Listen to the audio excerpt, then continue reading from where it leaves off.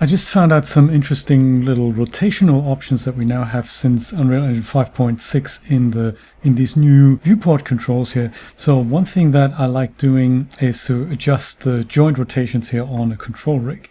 And without anything else, it's difficult to select. I can pick them from the anim outliner here, but it's even easier to switch this to select. And that means I can only select control rig points now. So that's quite nice. So I don't have to go and refer to what's this called. I could still search for something like shoulder, and then that makes it sort of easy for me to find it, but I can also go and use the select option here now. So, and then I can go and select one of these points and that'll work. Without anything else, I can always use this gizmo to bring these things up or down and rotate them. I can also use control left click to do that, but I didn't know how to use the trackball controls. If I go and do this, nothing really happens. That's just that selection box that gets dragged out. So where we do that, in fact, is under this little new menu here, the viewport related transform tools.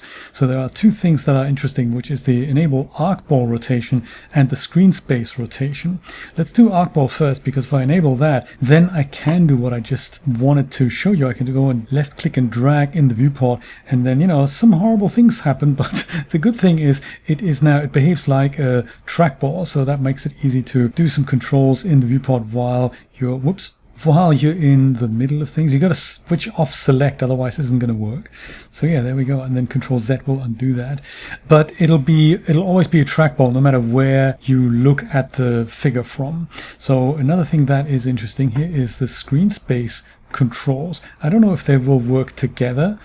They might do actually. Let me go and switch that off. So now I've got this yellow ring around it, and that'll always be rotated to the camera no matter where I look at the figure from.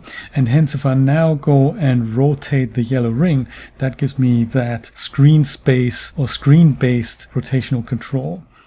So that's quite funky. I haven't tried them together. Well, why don't we do that now? So enable arcball and screen space rotation.